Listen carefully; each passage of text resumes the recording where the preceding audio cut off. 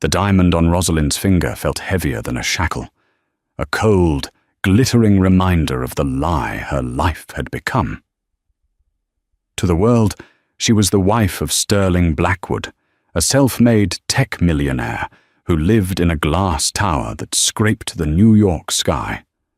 But within those silent, sterile walls, she was just a ghost in second-hand clothes. He called her his charity case, his little rustic project. Now, with their first child growing beneath her heart, his mockery had sharpened into a weapon. He didn't know the secret she guarded, a secret locked away in the annals of old money and dynastic power, a truth so vast it could swallow his new money empire whole, and not even register the meal. Tonight, at the annual Blackwood Foundation Gala, he planned to parade his poor, pregnant wife as a testament to his own magnanimity. He had no idea he wasn't hosting a party. He was orchestrating his own downfall. The penthouse on the 80th floor of One Vanderbilt was less a home and more a monument to Sterling Blackwood's ego. Floor-to-ceiling windows offered a god's-eye view of Manhattan, a sprawling kingdom of light and ambition that Sterling believed he had conquered. Every surface was cold, hard, and impossibly clean. Italian marble, polished chrome, black lacquer. It was a space designed to be admired, not lived in, much like Rosalind Hayes felt she was. For 2 years, she had tried to breathe life into the sterile expanse. A hand-thrown pottery vase she'd bought at a street fair was relegated to a cleaning closet. A colourful, hand-knitted Afghan was deemed tacky and disappeared. Sterling wanted everything to reflect his brand, new, sharp, and relentlessly modern. Rosalind, with her soft-worn cardigans and preference for dog-eared paperbacks over sterile e-readers, was a glaring, organic flaw in his minimalist masterpiece. Their courtship had been a whirlwind. He'd been captivated by her quiet grace and genuine smile, a refreshing anomaly in a world of calculated connections. He'd called her his real girl. But as his company, Apex Financial Solutions, skyrocketed in value, his affection began to curdle into condescension. Her lack of pedigree, once a charming novelty, became an embarrassment. "Rosalind, for God's sake, what is that?" he'd asked one evening, his voice laced with the weary disdain he usually reserved for incompetent junior analysts. He was pointing at the simple, gold-filled locket around her neck. "It was my mother's," she answered softly, her hand instinctively covering the worn oval. "It looks like something you'd find in a cereal box," he sniffed, turning back to his tablet. "We're meeting Carter and Jessica Vance for dinner at Per Se tonight. I'll have my assistant send over something from Tiffany's. Try not to look like you just wandered in from a farm in Ohio." She wasn't from a farm. She was from a quiet, tree-lined street in a forgotten corner of Connecticut, raised by a single mother who had valued books over bank balances. That was the story she had told him, and it was true as far as it went. She'd just omitted the part about the street being the service entrance to a sprawling 20-acre estate, and the books being first editions bound in Moroccan leather. The cruelty had escalated when she told him she was pregnant. She had hoped the news would mend the growing chasm between them, that the prospect of a family would rekindle the warmth he'd once shown. Instead, it had given him a new angle for his mockery. "My heir," he'd declared, a smirk playing on his lips as he surveyed her in the morning light. "Let's just hope the baby inherits my ambition, and not your simple sensibilities. We can't have a Blackwood scion thinking a trip to the public library is a major cultural event." Tonight was the Blackwood Foundation Gala, the pinnacle of Sterling's social calendar. It was an extravagant affair designed to cement his status among New York's philanthropic elite, and he had a special role for Rosalind. He found her in their cavernous walk-in closet, staring at the dress he had chosen for her. It was a sheath of shimmering, silver fabric by a designer whose name was spoken in hushed, reverent tones. It was beautiful, but it felt like a costume. "Perfect," he said, coming up behind her. His hands rested on her shoulders, but his touch was proprietary, not affectionate. "It'll hang on you beautifully.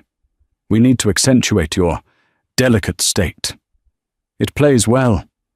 The magnanimous Sterling Blackwood, lifting his lovely, humble wife into the stratosphere.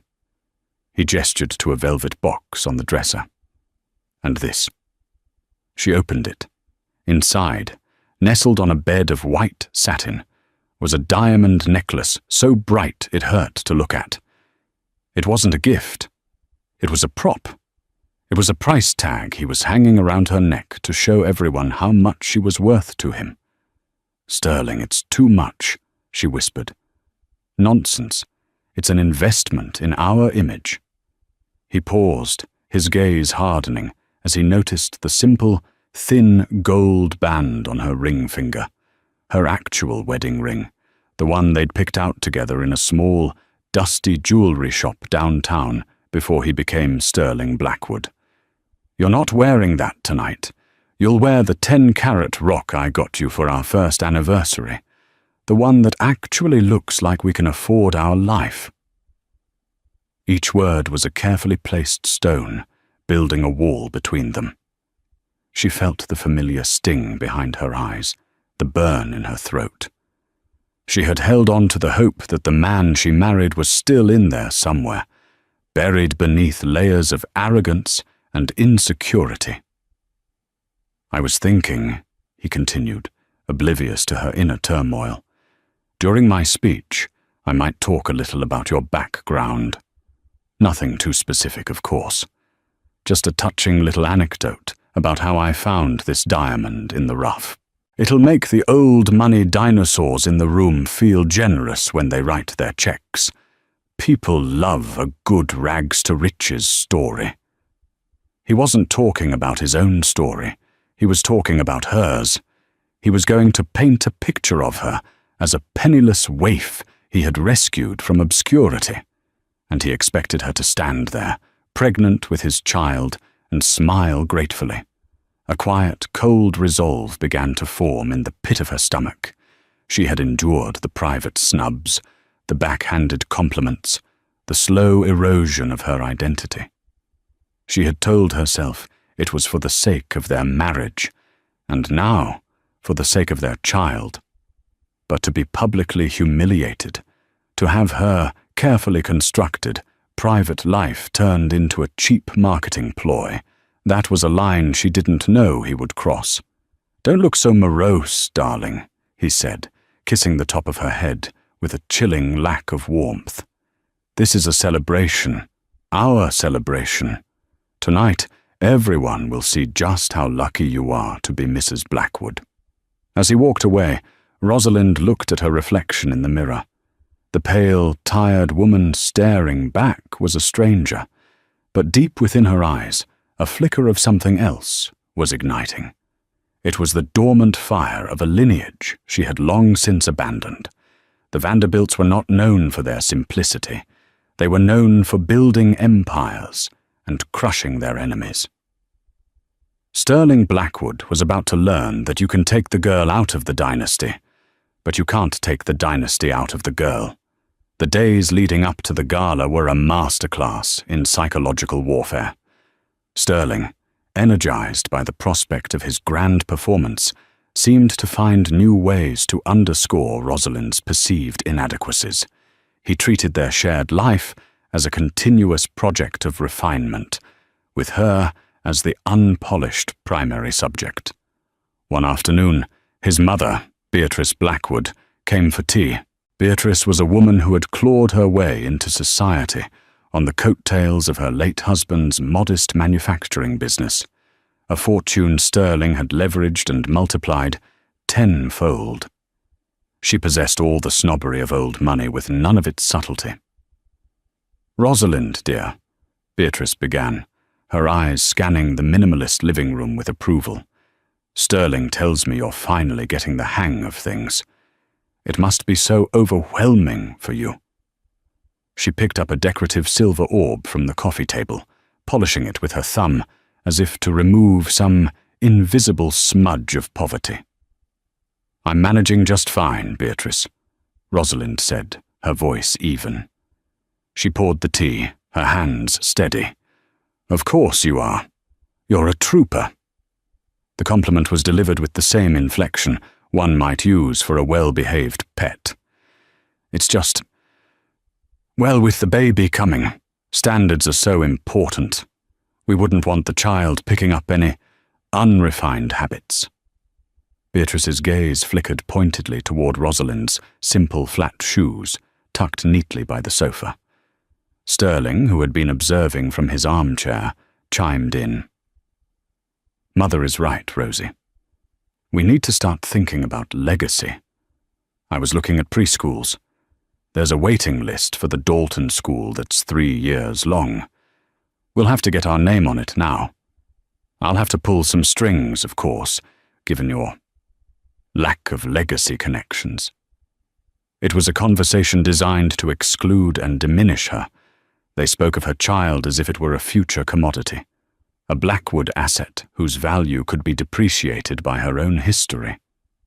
She sat silently, the warmth from her teacup a small, inadequate comfort. Later that day, Sterling found her in the spare room she had hoped to turn into a nursery. She was unpacking a small wooden box, a collection of her most treasured possessions. Inside were faded photographs of her mother, a collection of sea glass they had gathered on a beach in Maine, and a worn copy of The Little Prince with her mother's handwritten notes in the margins. "What's all this junk?" Sterling asked from the doorway, his tone a familiar blend of curiosity and disgust. "They were my mother's," Rosalind said, her back to him. He picked up one of the smooth green pieces of sea glass. "You know, we could have a proper nursery designed. I saw a feature in Architectural Digest, fully automated crib, cashmere walls. We don't need it cluttered with sentiment." He tossed the piece of glass back into the box with a dismissive clink. That was the core of their disconnect. To him, things were valuable because of their price. To her, they were valuable because of their story. His entire identity was built on what he had acquired. Hers was built on what she had loved and lost. She had tried once, early in their marriage, to tell him the truth. They were lying in bed, the city lights a soft glow against the ceiling. "Sterling," she had begun, her heart pounding. "There's something about my family I haven't told you." He was scrolling through stock market futures on his phone. "My mother's family. They're not simple people. There's a history, a rather complicated one." He put his phone down, a flicker of genuine interest in his eyes. "Oh? Are you telling me you're descended from horse thieves? Don't worry, darling. I'm not a snob. Your past is your past." The comment, meant to be reassuring, was so patronizing, so utterly dismissive of the gravity of what she was trying to say, that the words died in her throat. He had already cast her in a role, and he wasn't interested in a revised script.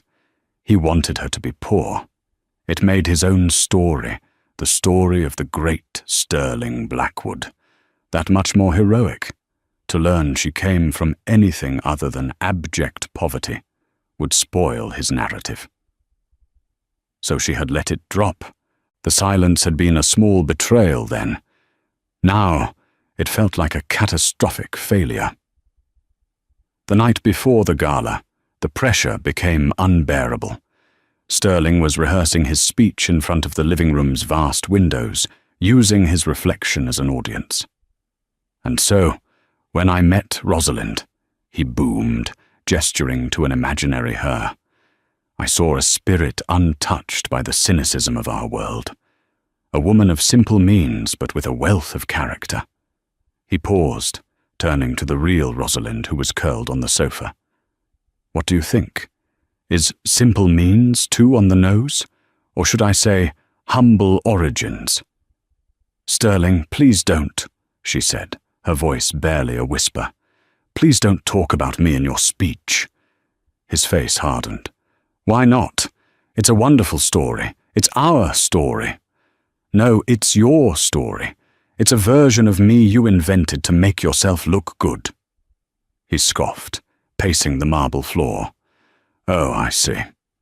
You're ashamed of where you come from. I'm trying to tell the world that it doesn't matter, that I love you despite it all, and you're throwing it back in my face. How ungrateful." "Ungrateful?" The word struck a nerve, sharp and painful. "I'm not a project, Sterling. I'm your wife.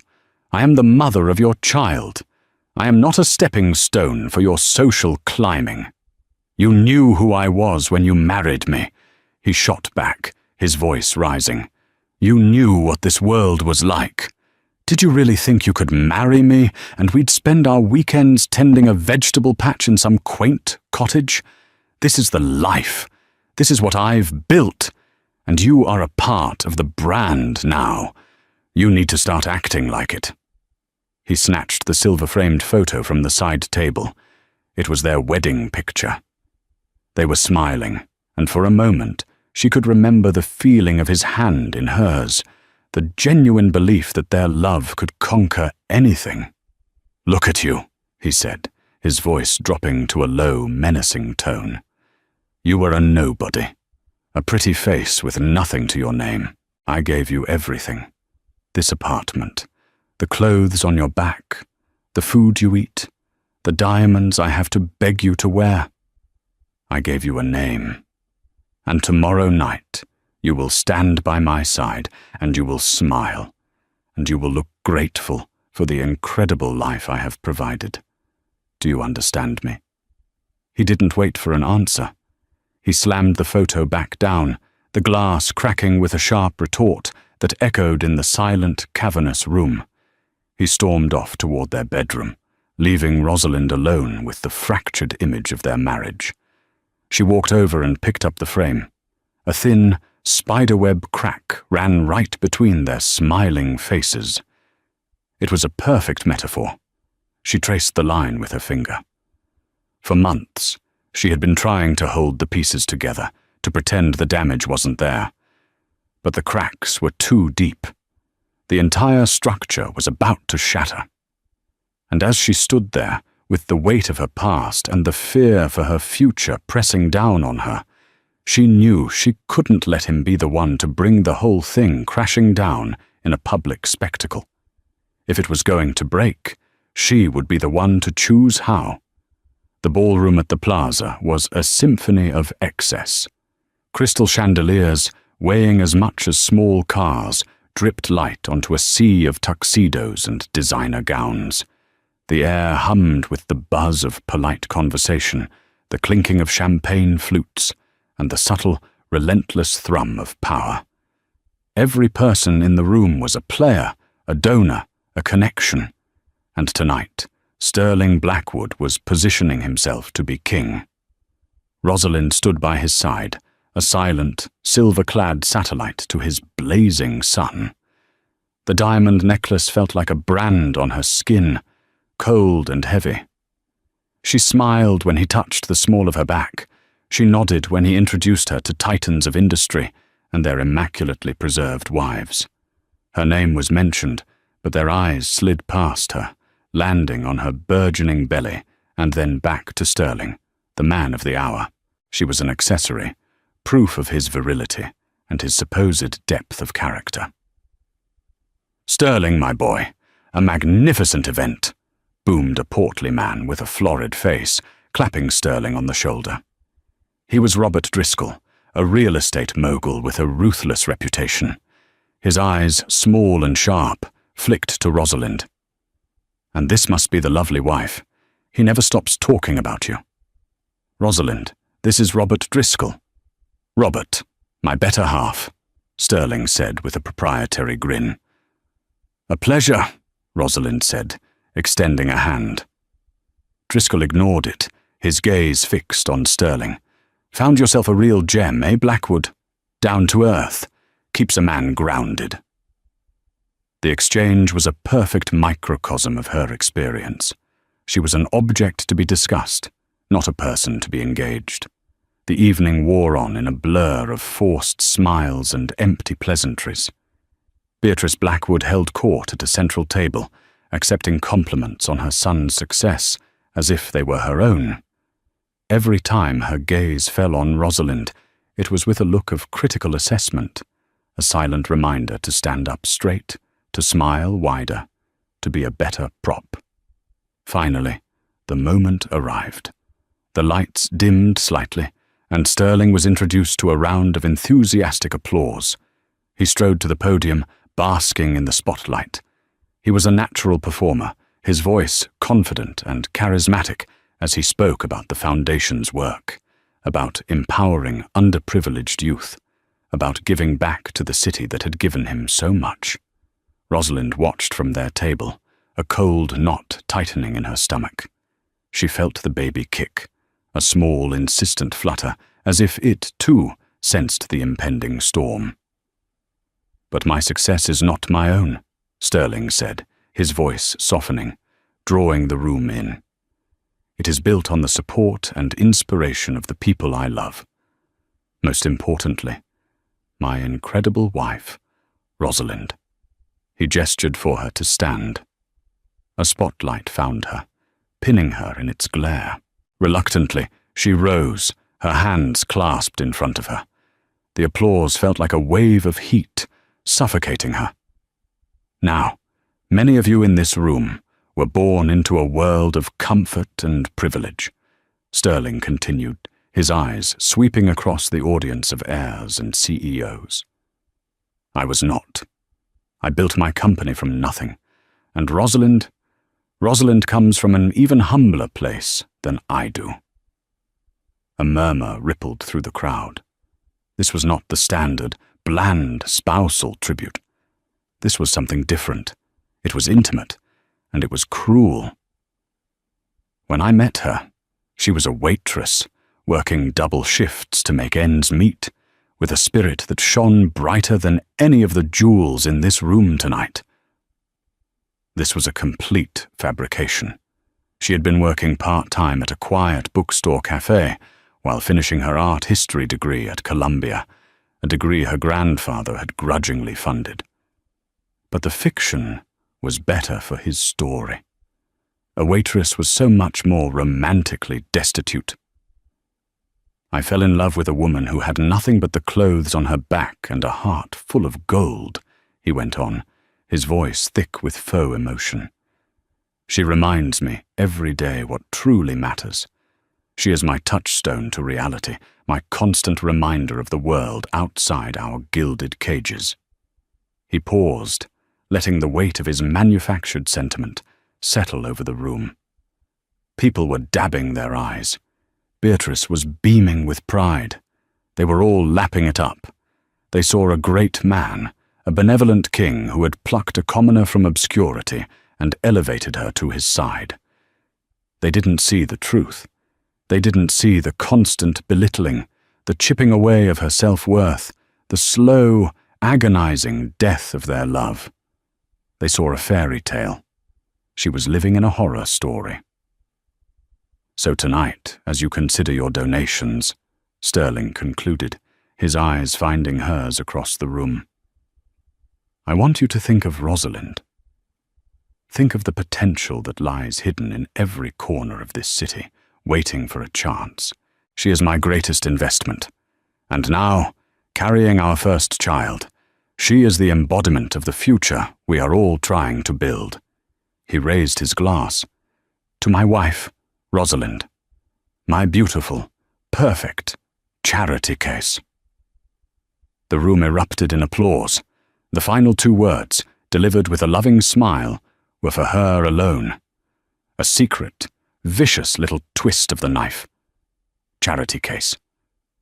Something inside Rosalind broke. It wasn't a loud, dramatic snap, but a quiet, clean fracture.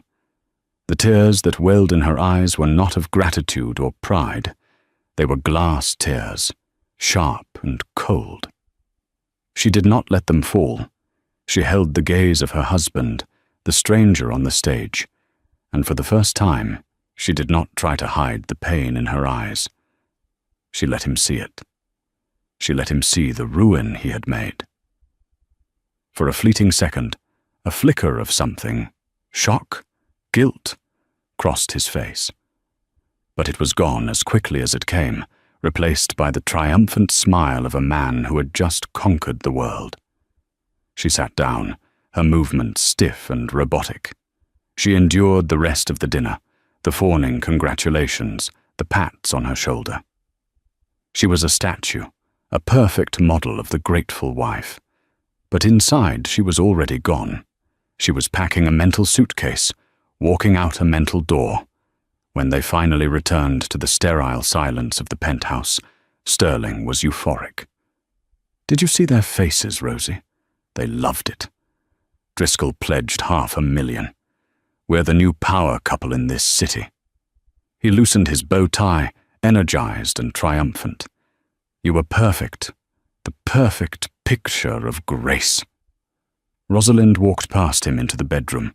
She began to remove the jewelry, piece by piece, the heavy earrings, the glittering bracelet.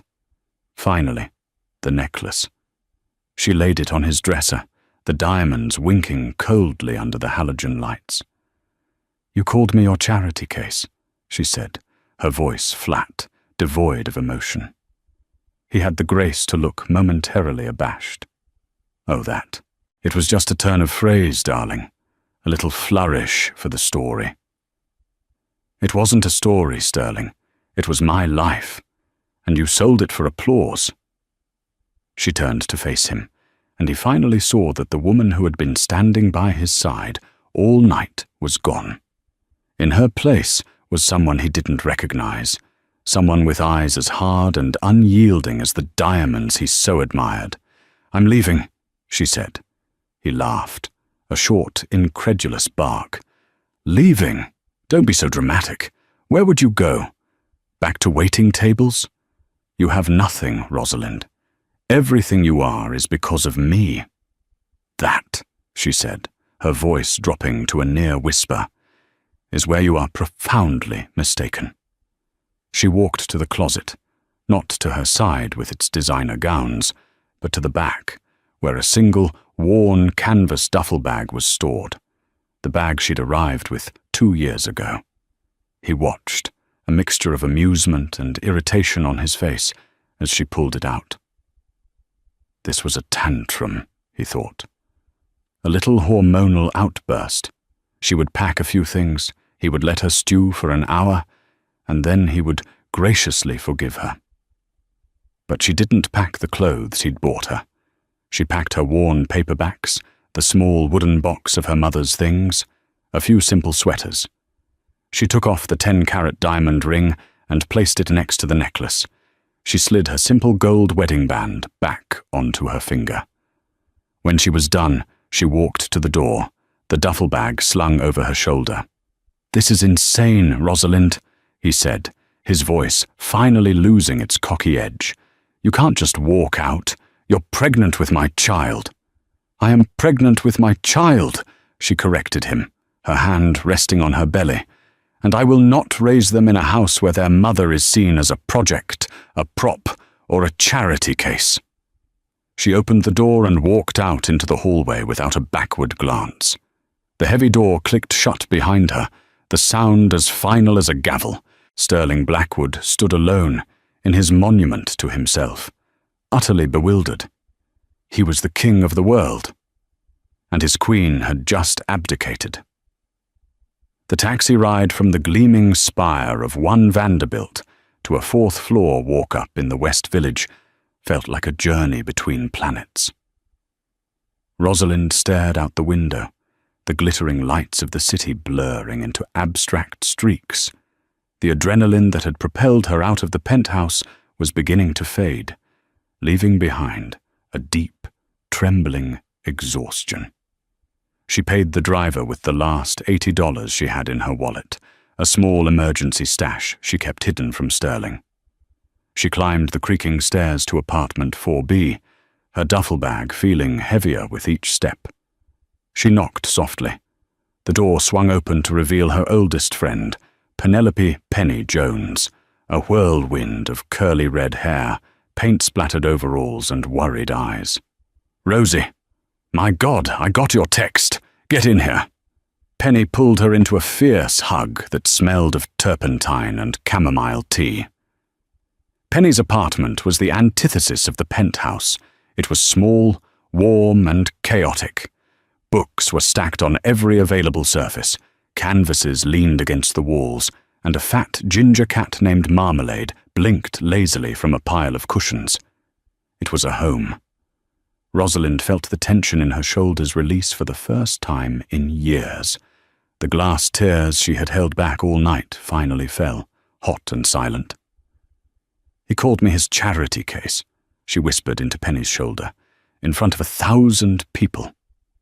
"That man," Penny said, her voice a low growl, "is a walking, talking, vacant lot with a view." "I never liked him."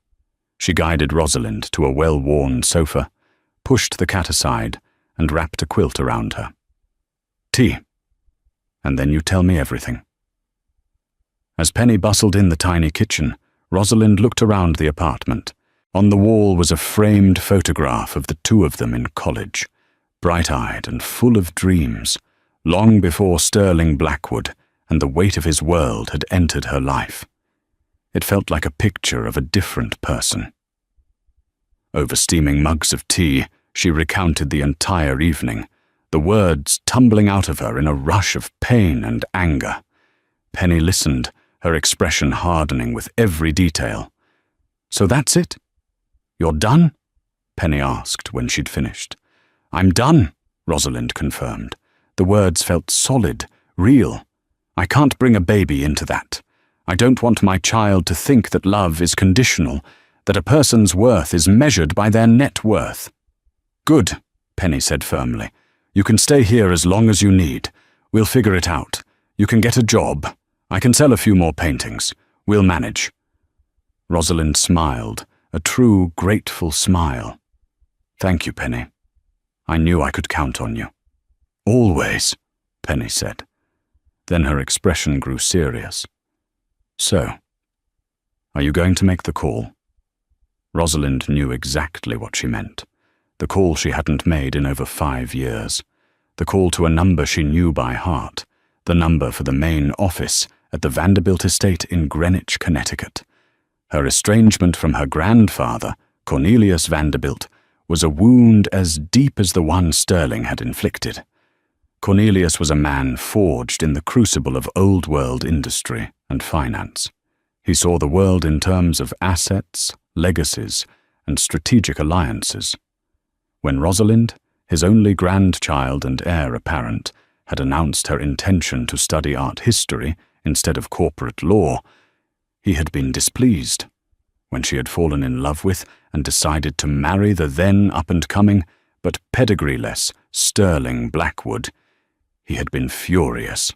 "He is a flash in the pan," Cornelius had thundered, his voice echoing in the cavernous library of the estate. "A self-obsessed peacock with no foundation. Our name, our legacy, has been built over a century. You will not throw it away on some digital charlatan." "I love him, Grandpa," she had pleaded. "Love is a luxury," he had retorted. "Duty is a requirement. You choose him. You choose his world. You will have no part of mine." He had cut her off, not just financially, that she could handle, but emotionally. He had refused to take her calls, returned her letters unopened. Her inheritance, the vast fortune of Vanderbilt Global Holdings, was to be redirected to a charitable trust upon his death. She had been disowned. And so, she had built a new life, a simple one, pretending the Vanderbilt name meant nothing to her.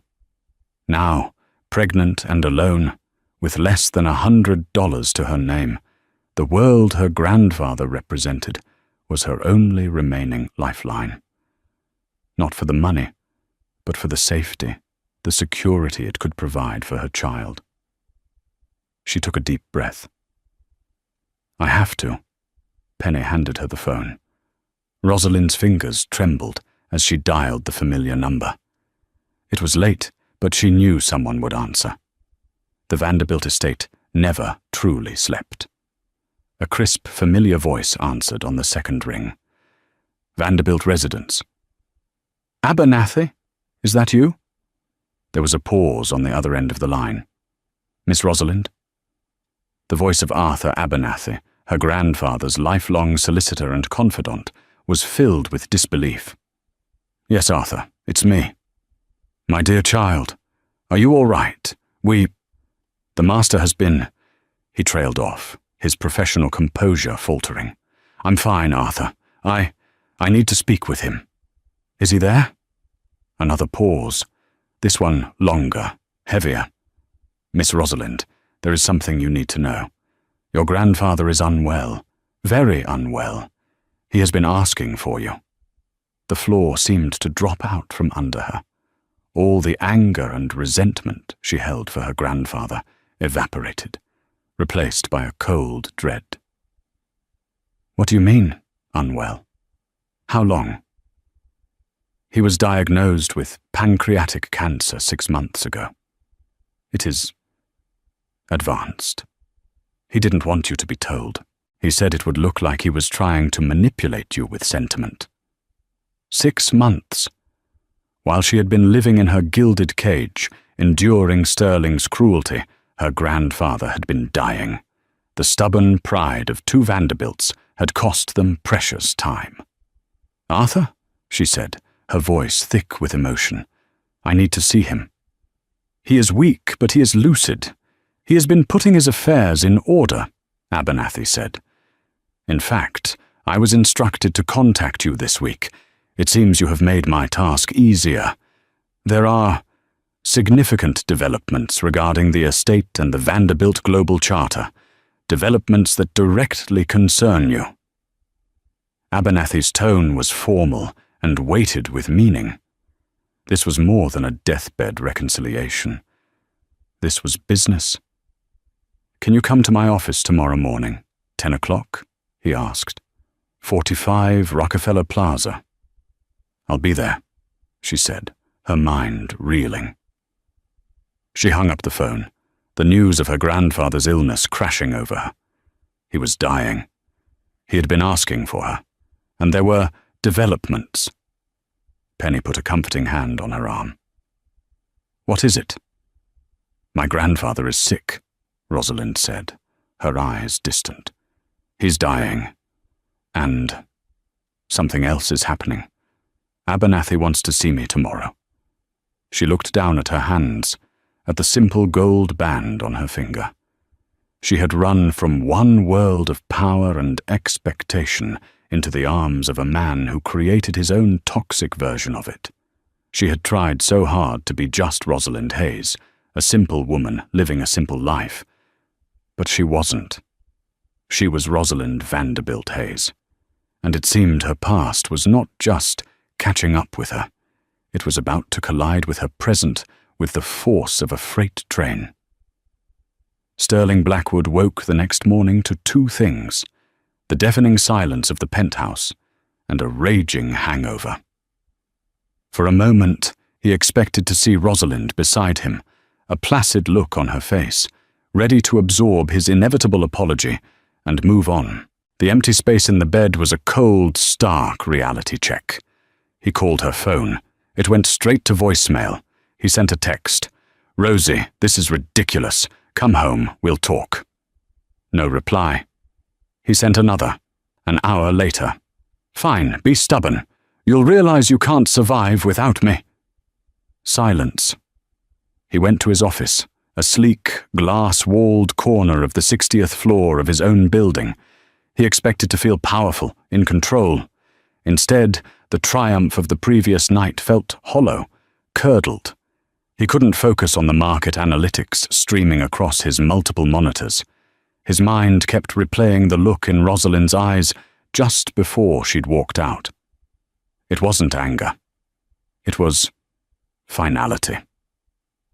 His assistant, A hyper-efficient young woman named Claire knocked on his door. "Mr. Blackwood, page 6 is on line 1. They have some questions about last night's gala." "Put them through," he said, straightening his tie. This was his element. Public relations. "Sterling, Jack from page 6, a slick voice said. "Heard the gala was a smashing success, but we're also hearing some whispers that your lovely wife made a rather hasty exit. Any trouble in paradise?" Sterling's blood ran cold. How could they know already? "Don't be absurd, Jack," he said, forcing a laugh. "Rosalind was just feeling a bit faint. The pregnancy, you know, all the excitement. I sent her home to rest. She's the most important thing to me." It was a plausible lie, and Jack seemed to buy it, for now, but the call was a warning shot. The perfect facade he had so carefully constructed was showing cracks. A pregnant wife leaving a gala early was one thing. A pregnant wife leaving her husband was a scandal. By midday, his anxiety was a frantic buzzing beneath his skin. He called Beatrice. "She actually left?" his mother shrieked, her voice a piercing needle over the phone. "Sterling, you have to fix this. Think of our reputation. What will people say?"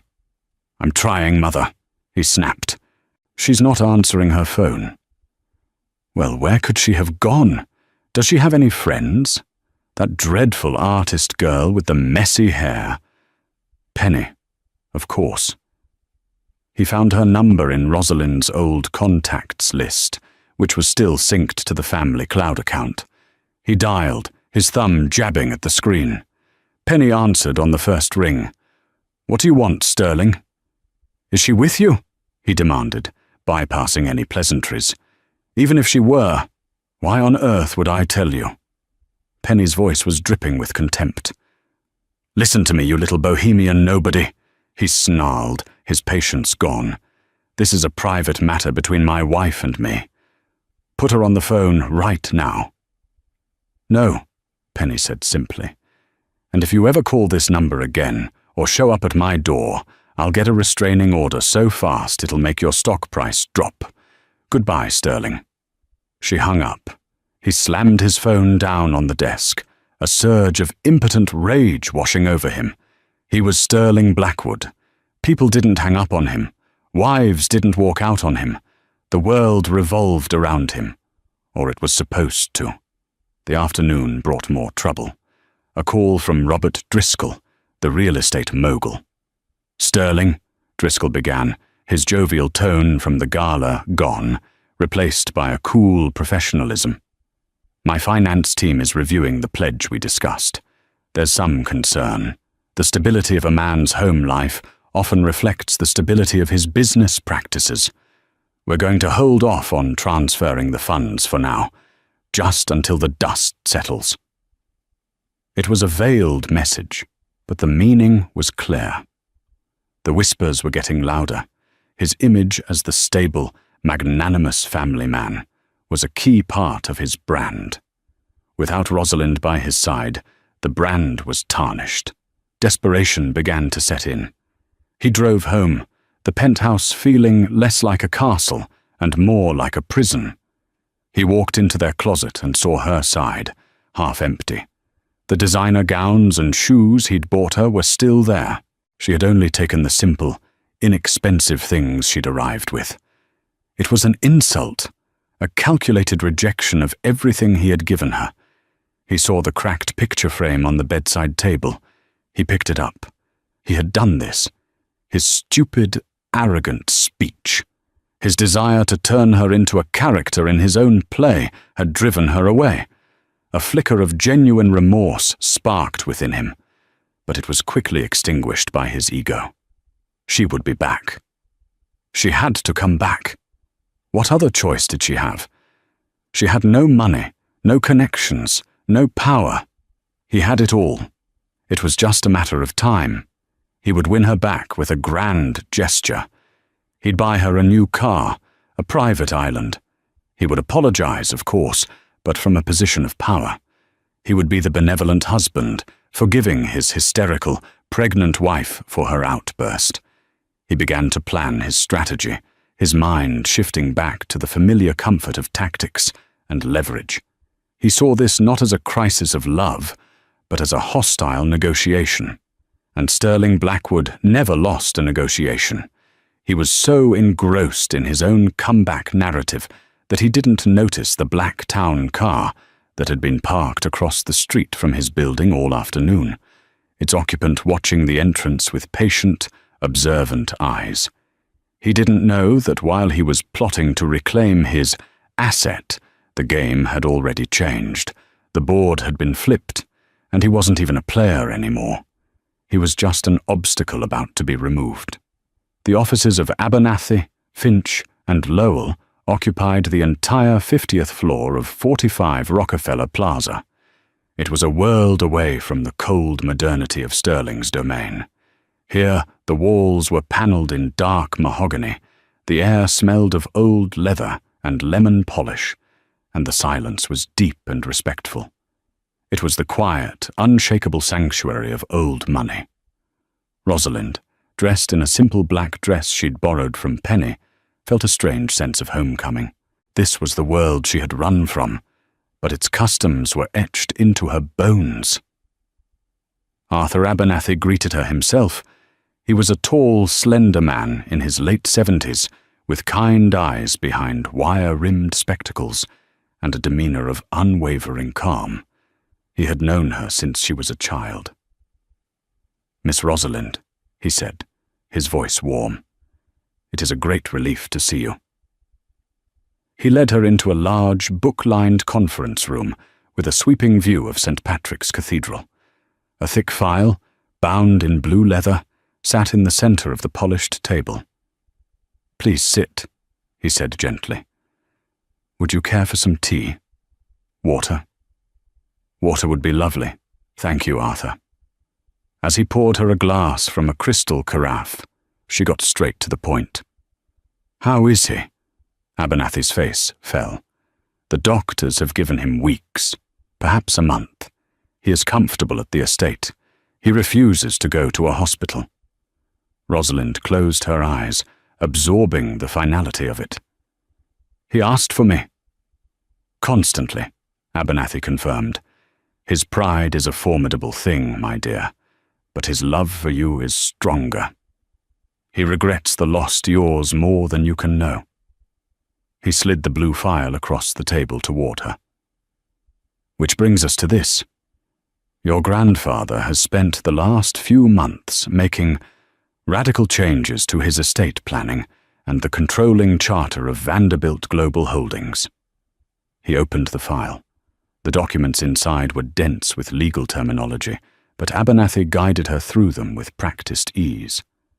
"As you know, upon your marriage, your grandfather amended his will to leave the entirety of his estate to the Vanderbilt Foundation," he began.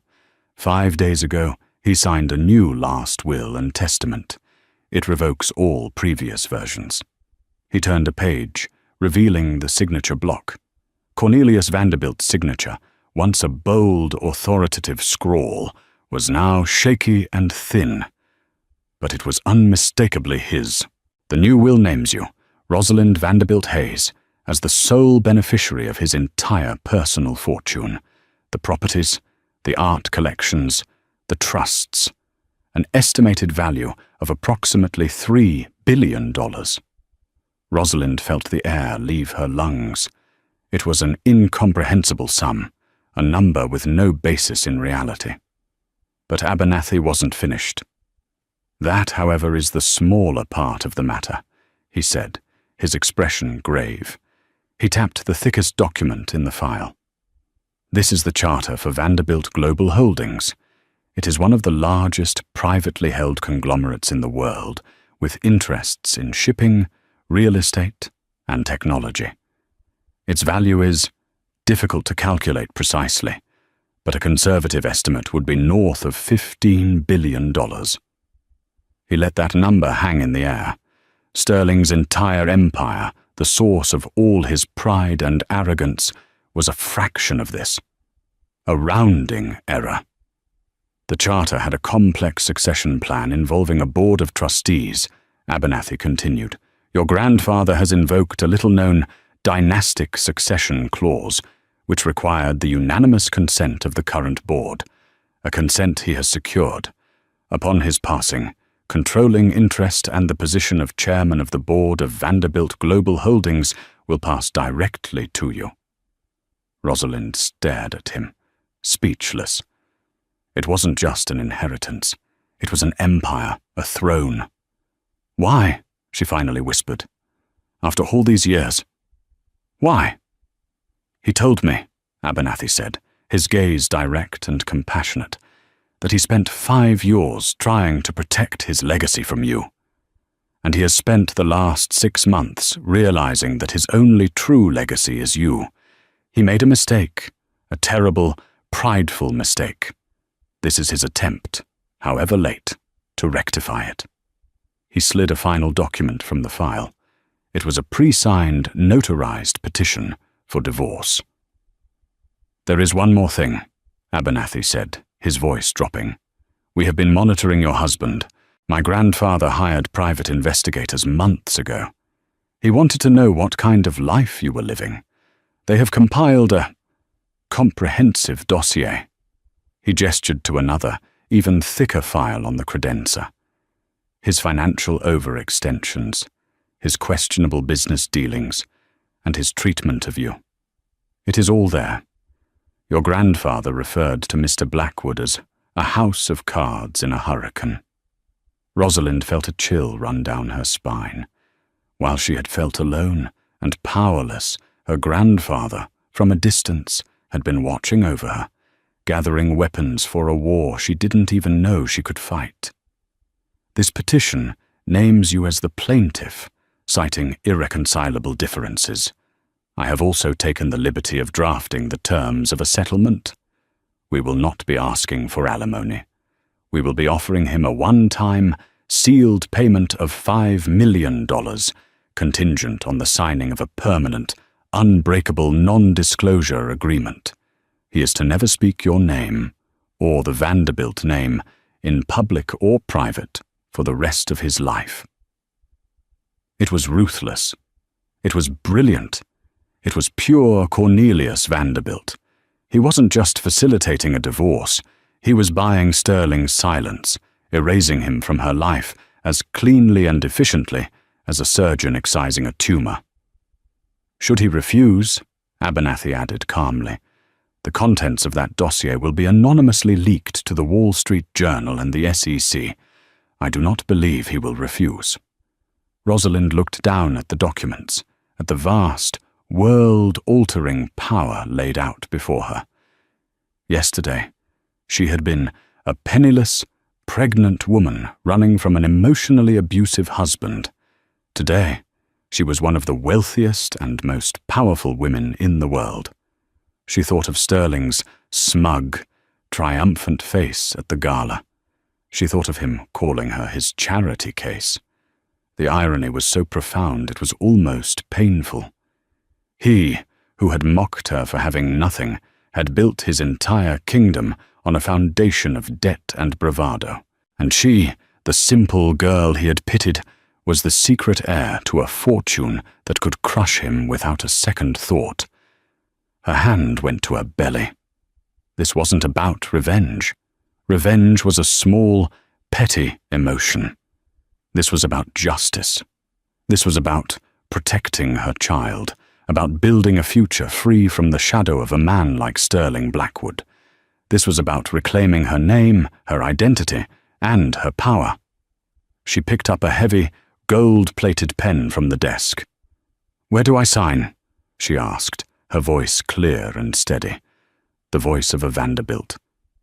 The meeting was held in the neutral territory of Arthur Abernathy's mahogany-paneled conference room. Sterling arrived first, pacing with the impatient arrogance of a man who believed he was there to accept a surrender. He likely imagined a tearful, destitute Rosalind, begging to be taken back. He was unprepared for the woman who entered. Flanked by Abernathy, she was not the timid wife he had tormented, but a figure of serene, unshakable calm. dressed in an elegant navy dress that bespoke quiet power. She met his gaze without a flicker of fear. "Rosalind," Sterling began, attempting a placating tone. "This has gone on long enough. Let's go home." "Please have a seat, Mr. Blackwood," Abernathy interjected, his voice coolly formal. Sterling sat, thrown off balance. "What is this?" he sneered at Rosalind. "Are you trying to sue me? You can't afford a firm like this, darling." "Mr. Abernathy is my family's legal counsel," she said, her voice steady. "He is here to present the terms of our divorce." Sterling laughed until Abernathy slid a document across the table. His smirk vanished as his eyes fell upon the plaintiff's name. Rosalind Vanderbilt Hayes. He looked from the paper to her, his face paling. "Vanderbilt, what kind of joke is this?" "It's no joke," Rosalind said quietly. "My grandfather is Cornelius Vanderbilt." The name landed with the force of a physical blow, shattering Sterling's entire reality. He was a minnow who had been mocking a leviathan. You lied to me," he stammered. "I omitted," she corrected. "I wanted to be loved for who I was. You saw a project, a charity case." Her use of his own cruel words struck him dumb. As if on cue, Abernathy tapped a second, thicker file. "This dossier details your company's financial irregularities, Mr. Blackwood. The SEC would find it very compelling." Sterling was trapped. Rosalind laid out the ultimatum with chilling precision. He would sign the divorce petition and a permanent NDA. In return for his silence, he would receive a settlement. He would then vanish from her life and the life of their child forever. "My child," he choked, a last desperate grasp for leverage. "Your heir," Rosalind's voice was ice. "The one you hoped wouldn't inherit my simple sensibilities? Do not worry. Our child will be raised as a Vanderbilt, free from your cruelty and shallow ambition. You will not be a part of their world." Defeated, the titan of industry crumbled. With a trembling hand, he signed his life away and walked out of the room, a ghost. Weeks later, Rosalind stood on the terrace of the Vanderbilt estate. She had reconciled with her grandfather before he passed, and he died knowing his legacy was in strong hands. Now the chairman of his global empire, she felt the baby kick. Sterling had tried to define her worth with diamonds and insults, never realizing her true power was a heritage she carried within. The poor wife was gone, and in her place stood a queen, ready to rule. Rosalind's story is a powerful reminder that our true worth is never defined by someone else's opinion or by the price tag they try to put on us. It's a fire that burns within, a legacy of strength that we carry in our spirit, whether we come from a palace or a quiet street. She endured the mockery and humiliation, believing her value was diminished, only to discover that she held an empire in her hands the entire time. Her journey wasn't just about inheriting a fortune, it was about inheriting her own power and self-worth. What did you think of Sterling's downfall? Was it justified? What would you have done in Rosalind's position? Let us know your thoughts in the comments below. If you were moved by this story of justice and empowerment, please give this video a like and share it with someone who might need a reminder of their own inner strength. And don't forget to subscribe to our channel and hit the notification bell so you never miss another story that makes you think, feel, and triumph. He was a titan of industry, a man who commanded boardrooms and bent markets to his will. She was his elegant, intelligent wife, the silent architect of his empire. But in the glittering, hollow world of New York's elite, loyalty is a commodity, and respect is a luxury not everyone can afford. One fateful night, at the city's most prestigious charity gala, under the watchful eyes of the powerful and the privileged, he made a choice. To appease his new flame, a woman draped in diamonds and ambition, He raised his hand to the wife who had built him. A single, sharp slap that echoed louder than the orchestra. He thought it was the end of an argument. He had no idea it was the beginning of his end, because while he slept soundly that night, she was igniting a fire that would burn his entire world to the ground. The Starlight Charity Gala was the apex of the Manhattan social calendar, a glittering spectacle held in the grand ballroom of the Pierre Hotel.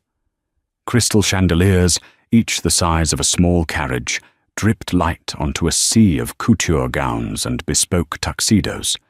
The air hummed with the low thrum of powerful conversations, the clinking of champagne flutes, and the soft strains of a string quartet.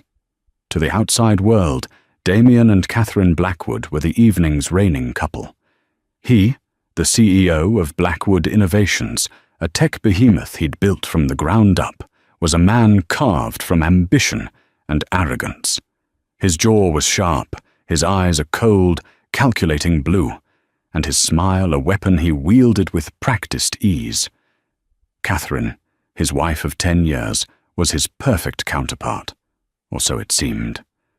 Graceful and poised, with intelligent hazel eyes that saw far more than they let on, she possessed a quiet strength that most people mistook for meekness. She wore an emerald silk gown that shimmered like liquid moonlight, a stark contrast to the storm brewing within her. She had been the first investor in Damien's dream, not with money, but with intellect. Her Wharton MBA and razor-sharp strategic mind had transformed his raw coding talent into a multi-billion-dollar empire. She had drafted the business plans, navigated the early-stage funding rounds, and architected the corporate structure. He was the face. She was the foundation. A foundation he had begun to treat as little more than pavement to be trod upon. The source of that disrespect was currently clinging to his arm, a vibrant slash of crimson in the muted elegance of the ballroom. Her name was Seraphina Monroe, a model-turned-influencer whose ambition was as sharp and dangerous as the stilettos on her feet. She laughed a little too loudly, her scarlet lips perpetually curved in a predatory smile. She was everything Catherine was not, ostentatious, demanding, and utterly transparent in her desires. And Damien, a man terrified of losing the status he'd fought so ruthlessly to attain, was utterly captivated by her public performance of adoration. "Darling," Seraphina purred, her fingers tracing the lapel of Damien's Tom Ford tuxedo.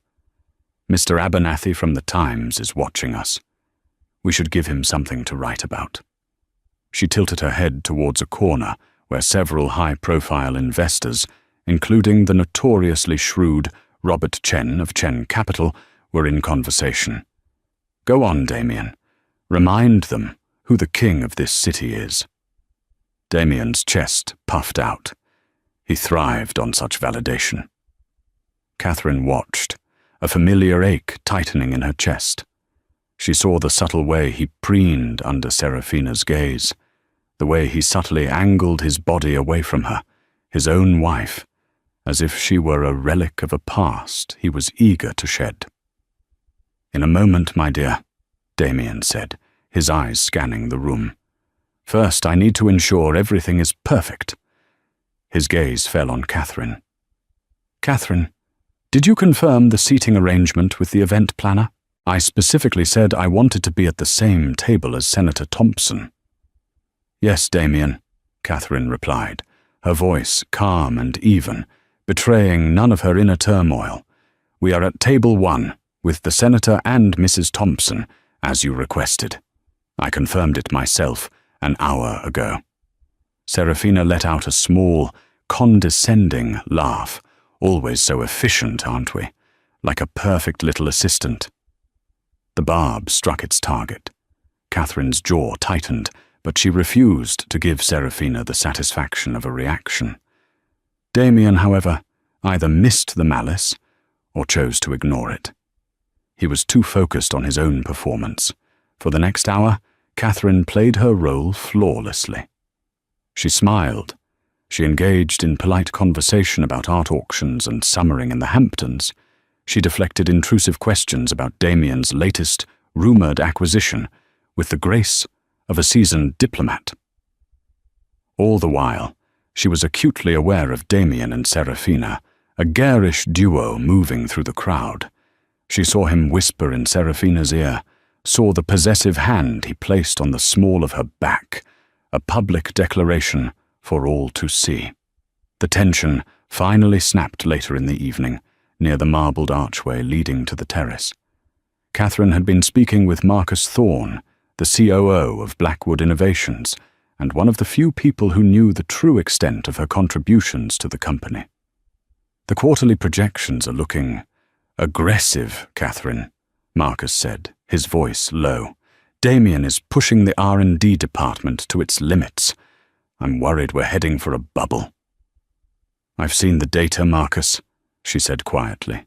"He's chasing headlines, not sustainable growth. I've warned him." "He doesn't listen to anyone anymore," Marcus lamented, his gaze flicking nervously towards Damien, who was approaching them with Serafina in tow. "What are you two whispering about?" Damien's voice was sharp, laced with suspicion. "Just discussing the quarterly numbers, Damien," Marcus said quickly. Serafina slid her arm around Damien's waist. "Don't let them bore you with business, darling. It's a party." She then looked directly at Catherine, her eyes glittering with malice. "You know, Catherine, you should really try to enjoy yourself. You look so tense. It adds years to your face." Catherine met her gaze, her composure unwavering. "Thank you for your concern, Serafina. But I find that worrying about the health of a $10 billion company is a more productive use of my time than worrying about a few wrinkles." The comeback was swift, precise, and it hit its mark. A flicker of fury crossed Serafina's perfectly made-up face. She turned to Damien, her lower lip trembling theatrically. "Damien, did you hear that? She's insulting me. She's always so cold, so superior." Damien's face darkened. In his mind, Catherine's sharp intellect, once his greatest asset, had become a threat. Her quiet competence felt like a judgment on his loud insecurities. Serafina's manufactured vulnerability was a balm to his fragile ego. He looked from Serafina's pouting face to Catherine's calm, unreadable expression. In front of Marcus, in front of anyone who might be watching from the periphery, he needed to assert his authority. He needed to prove who held the power. "Apologize to her, Catherine," he commanded, his voice low and menacing. Catherine's blood ran cold. "I will not. I have nothing to apologize for." I said, "Apologize." "No, Damien." It was her quiet defiance that broke him. It was the fact that she wasn't cowering. She wasn't afraid. To him it felt like the ultimate betrayal. He saw Serafina looking at him, her eyes wide, waiting.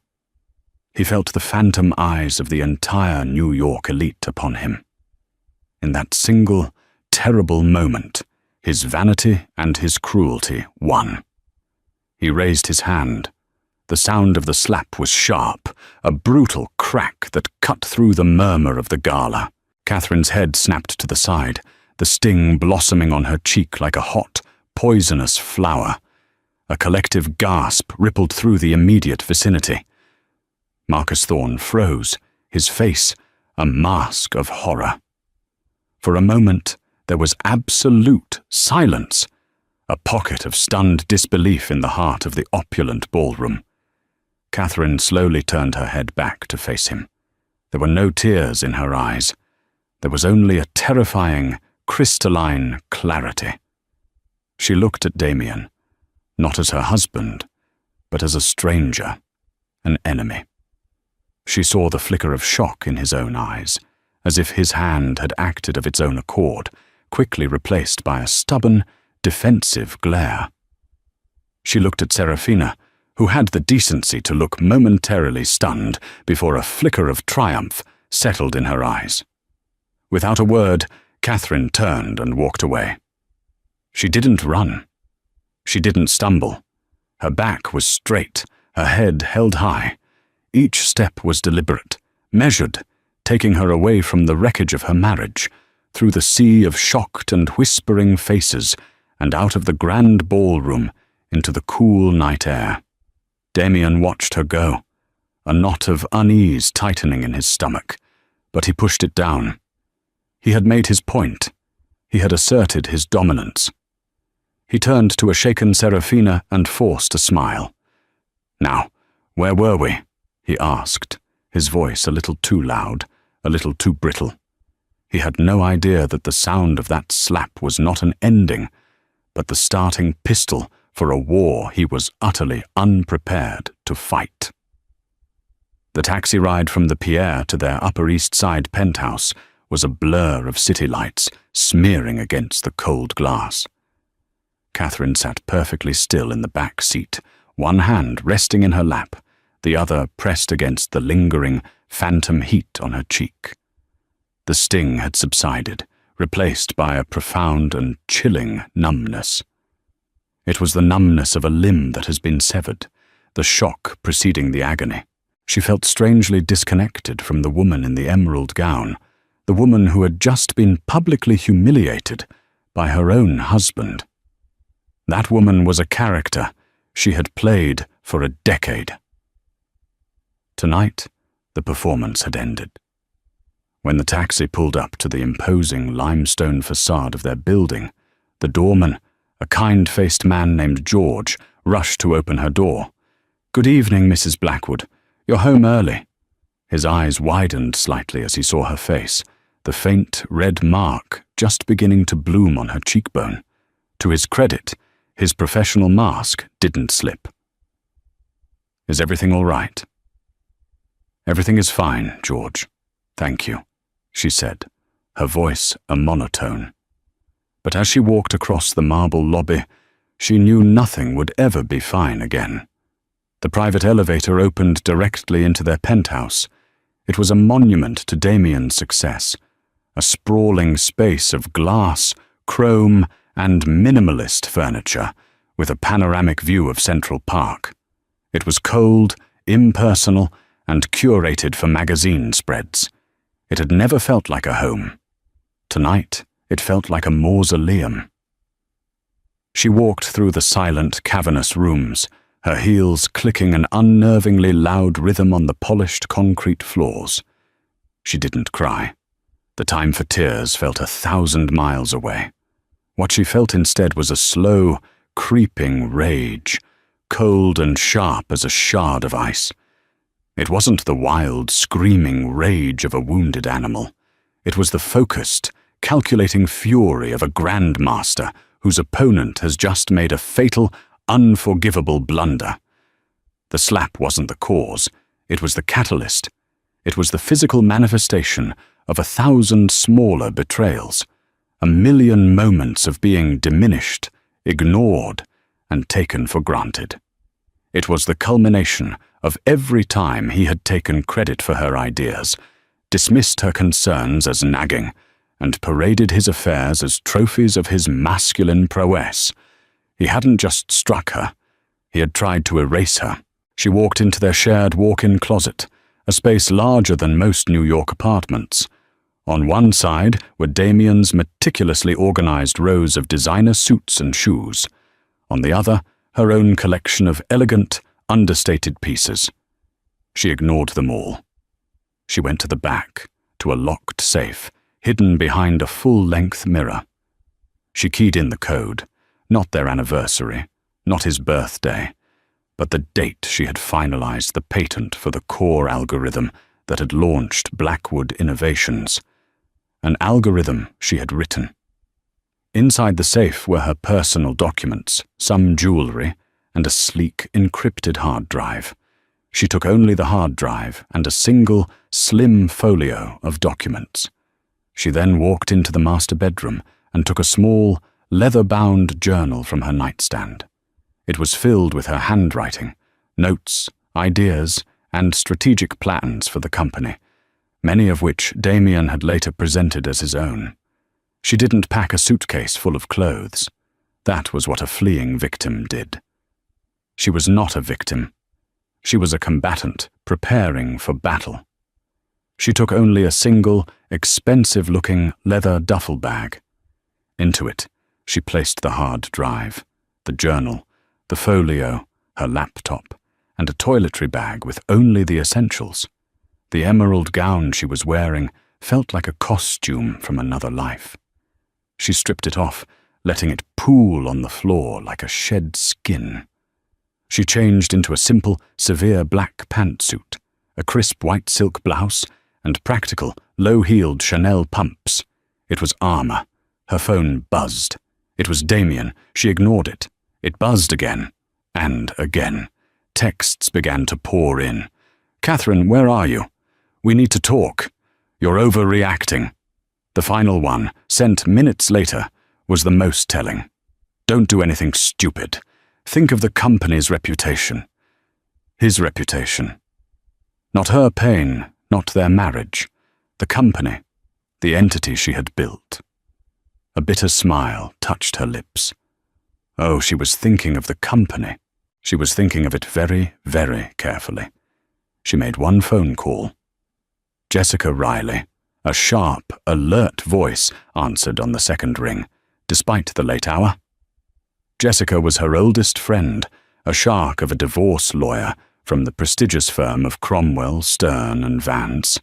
The Vance was her father. "Jess, it's me." "Kat, what's wrong? I heard what happened at the gala. My colleague David was there. He called me." "Are you okay?" "He slapped me, Jess. In public." Catherine's voice was steady, devoid of self-pity. There was a pause, and then Jessica's voice turned to steel. "Where are you?" "At the penthouse. I'm leaving now." "Good. Don't engage with him. Don't answer his calls. Where are you going?" "I've booked a suite at the Carlyle, under my maiden name." Vance. The name felt good on her tongue. It was her own. "Okay. I'll meet you there in 40 minutes. We'll start the paperwork." "No," Catherine said firmly. "This isn't about divorce papers. Not yet. That's a skirmish. I'm planning a war." Jessica was silent for a moment, processing. She knew Catherine better than anyone. She knew her friend's calm exterior hid a formidable intellect and an iron will. "Okay," she said slowly. "What's the first move?"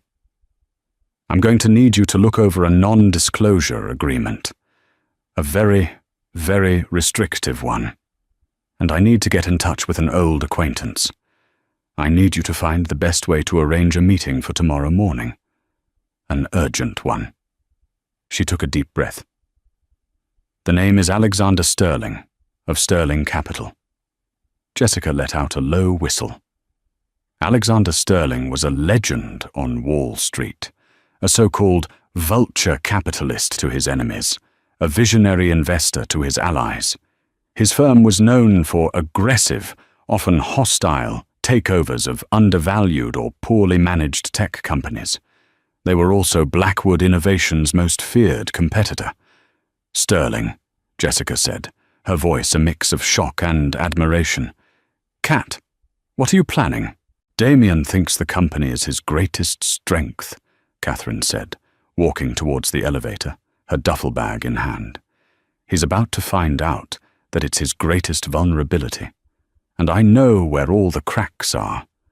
After all, I'm the one who papered over them." She ended the call, stepped into the elevator, and descended from the glass tower for the last time. As the door slid shut, she caught her reflection in the polished steel. The woman staring back at her was not the broken wife of Damien Blackwood. It was Catherine Vance, and she was ready to reclaim everything he had taken from her, and more. The shattering was over. The reconstruction was about to begin. The Carlyle Hotel, with its old-world elegance and discreet service, was a world away from the cold modernity of Damien's penthouse. It was a fortress of quiet luxury, the perfect staging ground for what was to come. Catherine's suite, registered under the name Vance, was opulent but comforting, with heavy silk curtains and classic furniture that seemed to absorb the sounds and chaos of the city outside. She didn't sleep. Fueled by adrenaline and 2 decades of suppressed ambition, she worked through the night. Her laptop was open, the encrypted hard drive connected. On the screen were the unvarnished truths of Blackwood Innovations, not the polished PR-spun versions presented to shareholders, but the raw data, suppressed R&D failures, over-leveraged acquisitions, and most damningly, a series of creative accounting practices Damien had insisted upon to inflate their quarterly earnings. Catherine had argued against them, warning that they were a house of cards. Now she was grateful for his arrogance. He had handed her the very wind she needed to blow it all down. Beside the laptop lay her leather-bound journal. She methodically cross-referenced her handwritten notes, strategic plans, market analysis, software architecture ideas, with the company's official development roadmaps. The evidence was irrefutable. Dozens of key innovations, patents and strategic partnerships that Damien had publicly claimed as his own vision had originated in detail from her private notes. She had been the ghost in his machine, the architect of his throne. At 7 a.m. Jessica arrived, looking sharp and alert in a navy blue suit. She carried a briefcase and 2 cups of coffee. She handed one to Catherine, her eyes scanning her friend's face. "You look like you haven't slept," she observed. "Sleep is a luxury for peacetime, Jess," Catherine replied, taking a sip of the coffee. "Did you make the call?" Jessica nodded, setting her briefcase on the mahogany desk. "It wasn't easy. Alexander Sterling's schedule is locked down tighter than Fort Knox, but the name Vance, coupled with urgent, time-sensitive intelligence on Blackwood Innovations, got his attention. He's cleared his calendar. We have a meeting at his office, 10 a.m. sharp." "Good," Catherine said, a grim satisfaction in her voice.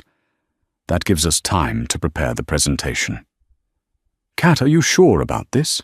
Jessica asked, her professional caution warring with her personal loyalty. "Going to Sterling. It's like handing a starving wolf the keys to the henhouse. Once you let him in, you can't control what he does." "I'm not looking for control, Jess. I'm looking for a wrecking ball," Catherine stated coldly. "Damien respects only one thing: power, financial power.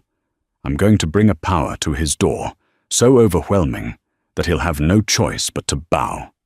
Alexander Sterling is not a partner. He is a weapon." She turned the laptop screen towards Jessica. For the next 2 hours, Catherine walked her friend through the vulnerabilities of Blackwood Innovations. She spoke with a passion and authority Jessica hadn't seen in years. This was the Catherine from Wharton, the brilliant strategist who could dissect a balance sheet like a surgeon. She explained how Damien's aggressive push into volatile markets had left the company dangerously exposed, how the inflated profit margins were hiding a growing debt crisis, and how their most recent flagship product, the Prometheus AI, was built on a flawed and unstable code base, a shortcut Damien had demanded against her explicit advice. "He's running a multi-billion-dollar company like a gambler on a hot streak," Catherine concluded, her voice steely. "But the streak is about to end, and I have the data to prove it." At 9:30 a.m. they left the Carlisle. Catherine wore the same black power suit. Her hair was pulled back in a severe, elegant chignon. The faint bruise on her cheek was visible, unconcealed by makeup. It was not a mark of shame. It was a testament, a piece of evidence. Sterling Capital was located in a sleek, imposing skyscraper in the heart of the financial district, a steel and glass needle aimed at the heavens. The lobby was a cathedral of wealth, all polished granite and hushed reverence. They were escorted to the top floor, to Alexander Sterling's private office. The man himself was waiting. Alexander Sterling was in his late 40s, with silvering temples and eyes the color of a stormy sea. He was the antithesis of Damien. Where Damien was loud, Sterling was quiet. Where Damien wore his wealth like a costume, Sterling wore his bespoke suit with an air of complete, unstudied indifference. He radiated a calm, predatory confidence that was far more intimidating than Damien's bluster. He did not smile as they entered. He simply watched, his sharp gaze missing nothing. "Miss Vance," he said, his voice a low baritone. He gestured to the chairs opposite his vast, uncluttered desk. "Your lawyer's message was intriguing." His eyes flickered for a fraction of a second to the mark on her cheek, but his expression remained impassive. Catherine met his gaze without flinching. "Mr. Sterling, thank you for seeing us on such short notice. I believe I have information that will be of significant value to you and your firm." She didn't wait for permission. She placed her laptop on the desk, opened it, and began. She didn't speak of her marriage, of the gala, of the slap. She spoke the language he understood: numbers, data, and strategy. She laid bare the weaknesses of Blackwood Innovations with clinical precision. She presented the inflated earnings reports next to the real, grim figures from her hard drive. She detailed the structural flaws in the Prometheus AI, predicting a catastrophic failure within the next 6 months that would trigger a massive stock devaluation. Finally, she brought up her masterstroke. Damien is currently in final negotiations to acquire a smaller AI firm, Cygnus AI, for $2 billion, she explained, displaying the confidential deal memo she had downloaded. He sees it as a vanity project, but my analysis shows that Cygnus AI's patent portfolio, when combined with Blackwood's existing infrastructure, doesn't create synergy. It creates a redundancy that will cost $500 million in restructuring alone. He is paying a premium for a company whose core technology will be obsolete within 18 months. He is hemorrhaging capital for ego. Alexander Sterling leaned forward, his elbows on the desk, his fingers steepled. He had not interrupted her once. He had simply listened, his sharp eyes following every chart, every projection. The silence in the room was absolute. "This is comprehensive," he said finally, the single word carrying more weight than a dozen compliments. "You're suggesting Blackwood is a house of cards." "I'm stating it as a fact," Catherine corrected him gently. "And I'm offering you the opportunity to be the one holding the fan when it comes time to blow." Sterling leaned back in his chair, his gaze analytical, searching. "Why come to me? You're his wife. A messy divorce. You could take him for half. Why burn the whole kingdom down?" For the first time, Catherine allowed a flicker of personal history to enter her voice. "Because I helped build that kingdom, Mr. Sterling, and my name is not on a single brick. Damien Blackwood believes he is the sole architect. He has forgotten the importance of a strong foundation. I am not here for alimony. I'm not here for a settlement." She paused, letting her words hang in the air before delivering the final, devastating blow. "I am here for equity. I will provide you with the blueprint to acquire his company at a fraction of its current market value. In return, when Sterling Capital takes control, I want a senior executive position, a seat on the new board, and a significant stake in the restructured company. I am not selling my revenge, Mr. Sterling. I am leveraging my intellectual property." Alexander Sterling looked at her, and for the first time, a slow, appreciative smile spread across his face. It was the smile of a predator recognizing a fellow hunter. He wasn't looking at a scorned wife. He was looking at his next, and perhaps most brilliant, business partner.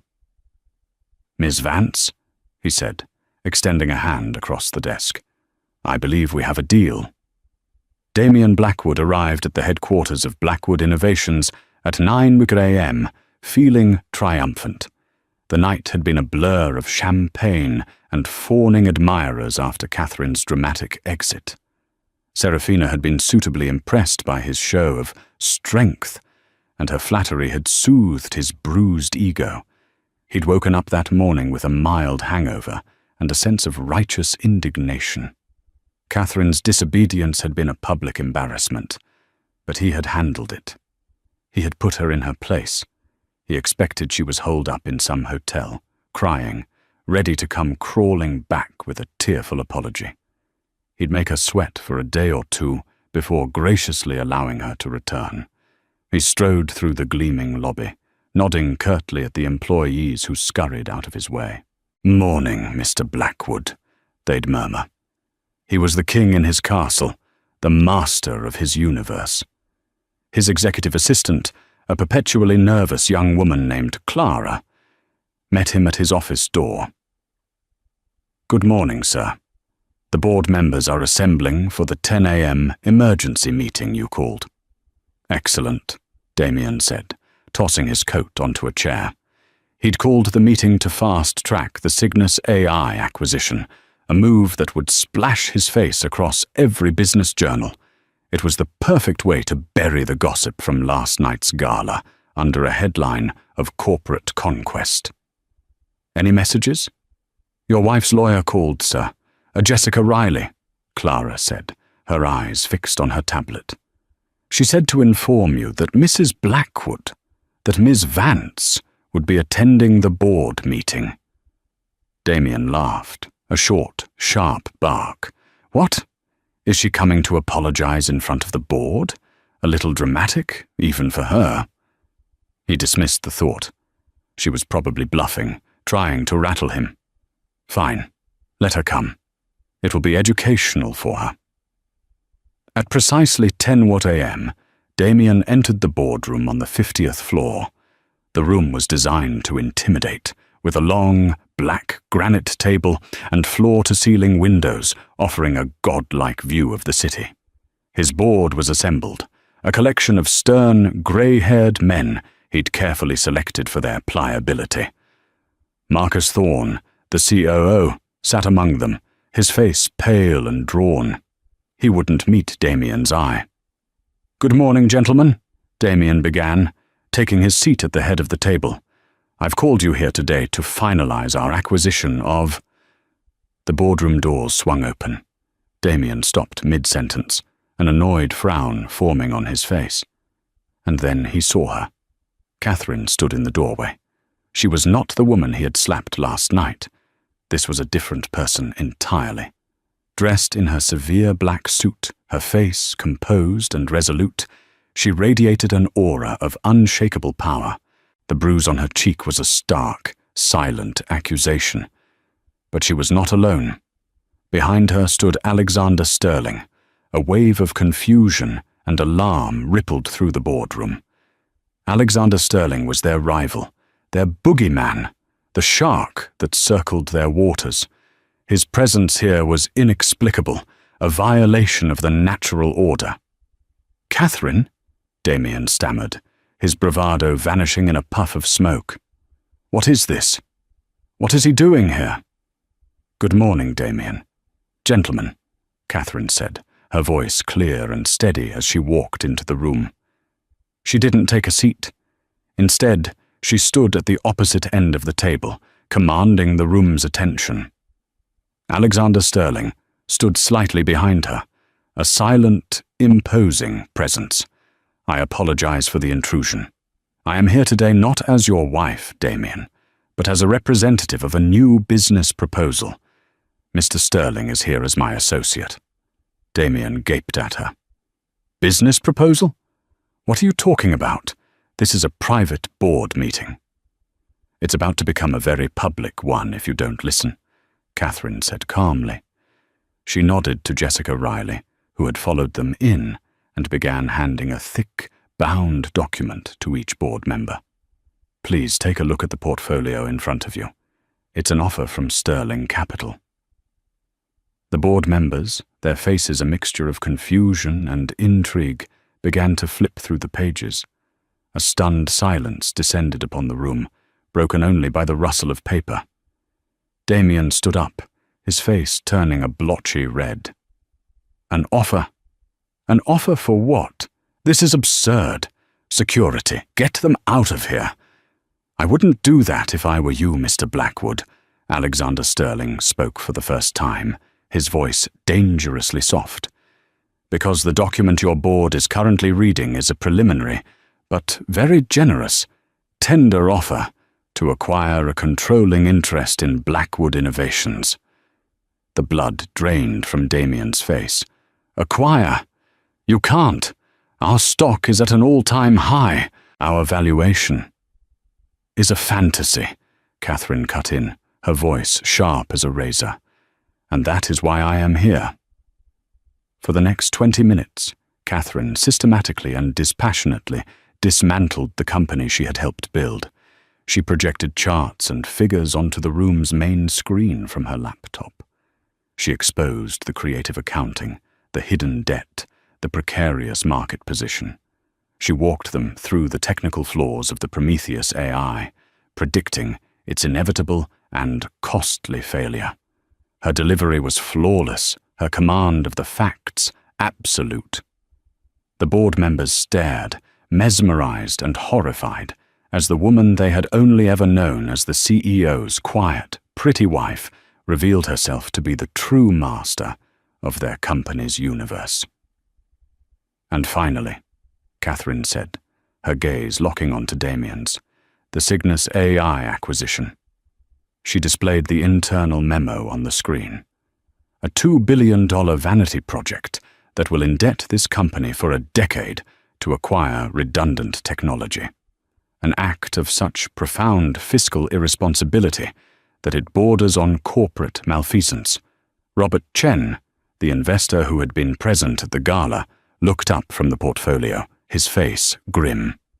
The offer from Sterling Capital is 30% above current market value. Given the irregularities Ms. Vance has just presented, this isn't just a generous offer. It's a lifeline. This is ridiculous, Damien roared, slamming his fist on the table. She's a liar, a bitter, scorned woman trying to destroy me. He turned on Catherine. You did this?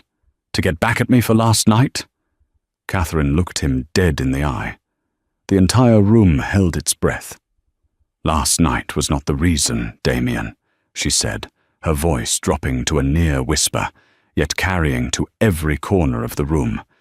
It was merely the permission slip I gave myself to do what was necessary. You built this company on my intellect, my strategies and my work. And when you were done, you decided I was disposable. She gestured to the board. I am simply demonstrating my value. The value you forgot. She turned back to the stunned board members. Gentlemen, Sterling Capital's offer is on the table for the next 48 hours. It is conditional on the immediate removal of Damien Blackwood as CEO and the cessation of the Cygnus AI acquisition. Should you accept, I will be overseeing the transition as part of the new management team. I know where the bodies are buried. I also know where the treasure is. She closed her laptop. The presentation was over. Damien stood, shaking with a rage that rendered him speechless. He looked at the faces of his board, men he thought he owned, and saw not loyalty, but cold, hard calculation. He saw them looking from his trembling form to Catherine's steel composure, and he knew, in that gut-wrenching moment, that he had already lost. Catherine and Alexander Sterling turned and walked out of the boardroom, leaving a bomb of their own making to detonate behind them. The fallout from the boardroom blitz was swift and brutal. Damien's world, once an impenetrable fortress of wealth and power, began to crumble with terrifying speed. He stormed out of the boardroom after Catherine and Sterling, his mind a maelstrom of fury and disbelief. He tried to rally his board, appealing to their loyalty, to their shared history, But it was useless. He was no longer speaking to friends. He was speaking to businessmen who had just been shown a lifeboat as their ship was taking on water. "Damien, be reasonable," Robert Chen had told him, his voice devoid of sympathy. "The woman just proved with data that our stock is overvalued by at least 40%. Sterling is offering a premium on that inflated price. If we refuse, and this information leaks, which it inevitably will, we'll be facing shareholder lawsuits that will tie us up in court for years. She's checkmated you." His first frantic call was to Serafina. He needed her comfort, her validation, her adoration. He found her at her apartment, surrounded by packed Louis Vuitton luggage. "What's all this?" he demanded, his voice strained. "Are you going somewhere?" Serafina didn't look up from a box of jewelry she was sorting. "I'm going to Milan for a few weeks. A new contract," she said, her tone cool and distant. "Milan? Now? I need you here," he exclaimed. "Catherine, she's trying to destroy me. She went to Alexander Sterling." Serafina finally looked at him, her expression unreadable. "I heard. It's all over the financial news feeds already. Sterling Capital launches hostile takeover bid for Blackwood Innovations." She shrugged, a delicate, dismissive gesture. "It sounds messy." "Messy? It's a war. And I need you by my side. We're a power couple, remember?" A small, cruel smile played on her lips.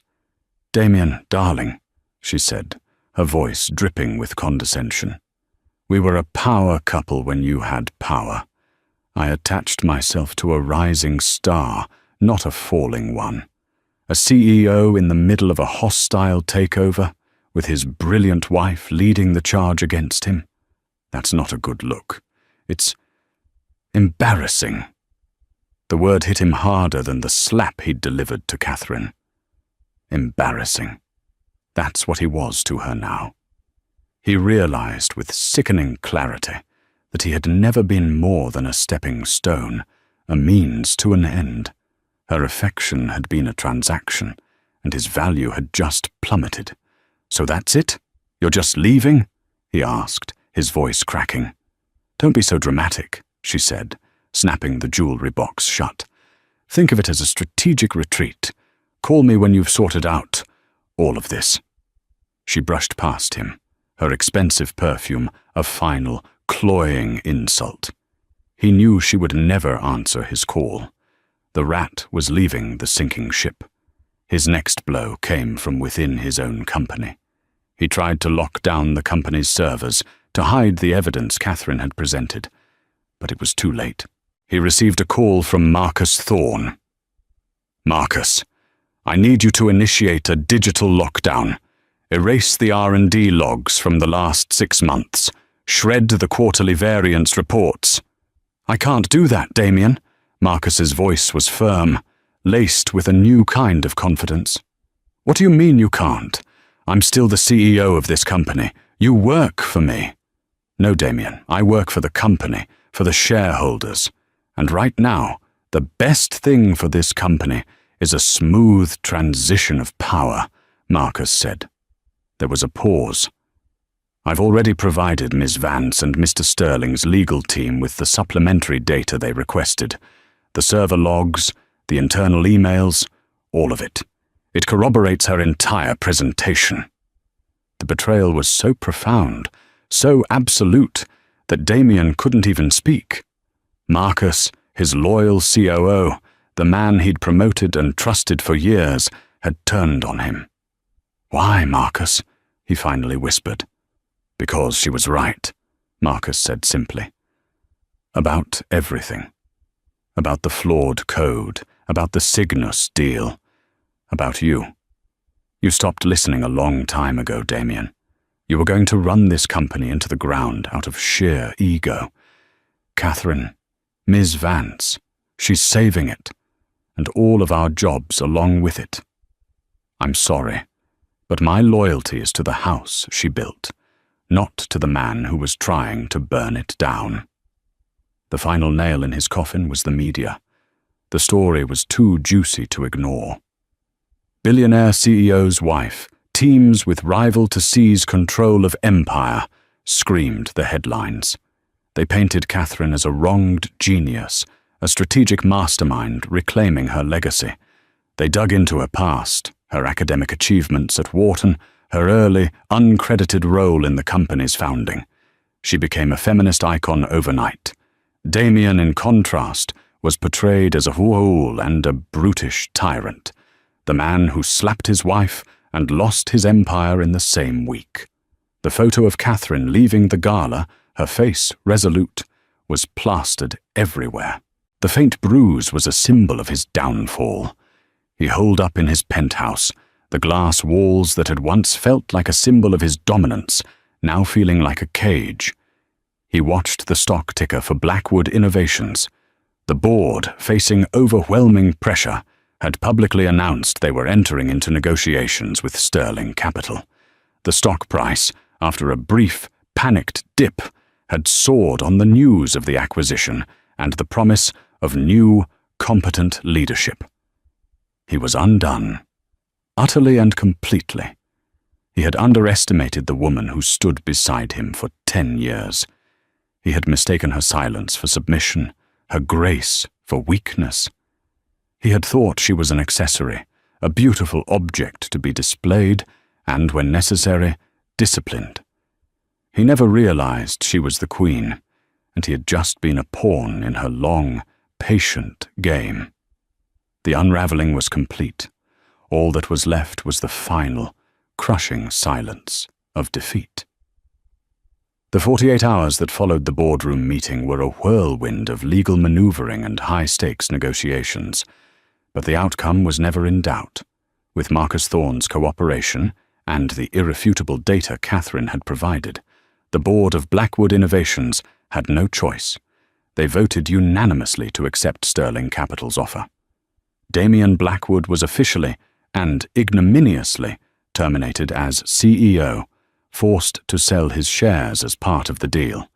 He was given a severance package dictated by the ironclad prenuptial agreement Catherine had insisted upon years ago, an agreement he had laughed at the time.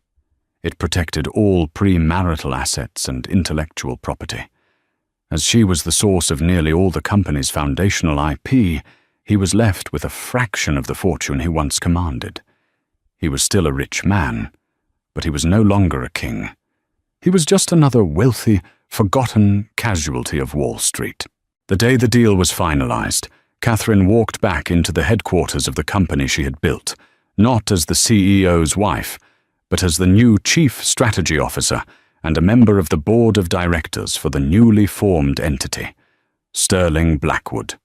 The atmosphere was electric. Employees who had once averted their eyes from her now looked at her with a mixture of awe and respect. She was no longer a phantom in the hallways. She was the acknowledged power. Her first act was to call a company-wide town hall meeting. Standing on a stage in the building's atrium, she looked out at the hundreds of faces staring up at her. She didn't gloat. She didn't mention Damien's name. She spoke of the future. For too long, this company has chased short-term gains and fleeting headlines, she began, her voice resonating with a newfound authority. We have prioritized image over innovation, ego over excellence. That era is over. Starting today, we are returning to the principles that once made us great: sustainable growth, fearless research, and a commitment to building technology that lasts. She laid out her vision, a clear, concise, and brilliant roadmap for the company's next 5 years. She announced the immediate cancellation of the disastrous Cygnus AI acquisition, redirecting the funds into internal R&D and promoting several talented engineers whom Damien had overlooked.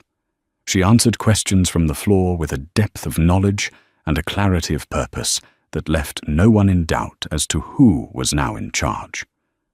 Marcus Thorne, who she had promoted to president and COO, stood by her side, a look of profound respect on his face. Later that day, she met with Alexander Sterling in her new office, the very office Damien had once occupied. It was already being transformed. The cold, minimalist furniture was being replaced with warmer, more functional pieces. The ostentatious modern art was gone, replaced with whiteboards covered in strategic diagrams. "A good first day, Miss Vance," Alexander said, leaning against the doorframe, a cup of coffee in his hand. "Please call me Catherine," she replied, looking up from a budget report. "Catherine," he acknowledged with a small smile. "The markets have responded well. The analysts are calling this the most elegant corporate takeover in a decade." "It wasn't about elegance," she said, her expression serious. "It was about correction, restoring balance." "Perhaps," he conceded, "but you can't deny there's a certain poetry to it." He looked at her, his usual predatory gaze softened by something else. Admiration. "I've acquired dozens of companies in my career. It's usually a bloody, messy affair. But with you, it was like watching a surgeon at work. You didn't use a cudgel, you used a scalpel." "Damien was the architect of his own downfall," Catherine said, unwilling to take full credit for his self-destruction. "I simply pointed out the structural flaws to the demolition team." Alexander chuckled, a rare, genuine sound. "A modest surgeon, then. I have a feeling this is going to be a very profitable partnership, Catherine." Their relationship remained strictly professional, yet a powerful current of mutual respect flowed between them. He valued her intellect, her foresight, her unwavering composure. She valued his decisiveness, his vast resources, and the fact that he never once underestimated her. He didn't see a woman. He saw a brilliant mind, a formidable ally. For Catherine, after a decade of being treated as an accessory, that respect was more valuable than any romance. That evening, she did not return to a hotel suite. She had purchased a beautiful brownstone in the West Village, a place with character and warmth, filled with books and art that she loved. It was hers, bought with the first payment from her new, staggering salary and signing bonus. As she unlocked her own front door, carrying a bag of groceries, a sense of profound peace washed over her. She wasn't just reclaiming her company, she was reclaiming her life, her name, her identity. The gilded cage was gone, its bars melted down and reforged into a key. The new dawn wasn't just for Sterling Blackwood. It was for Catherine Vance. And it was just beginning. 6 months passed. The transition at Sterling Blackwood was not just smooth, it was transformative. Under Catherine's strategic guidance and Marcus's operational management, the company flourished.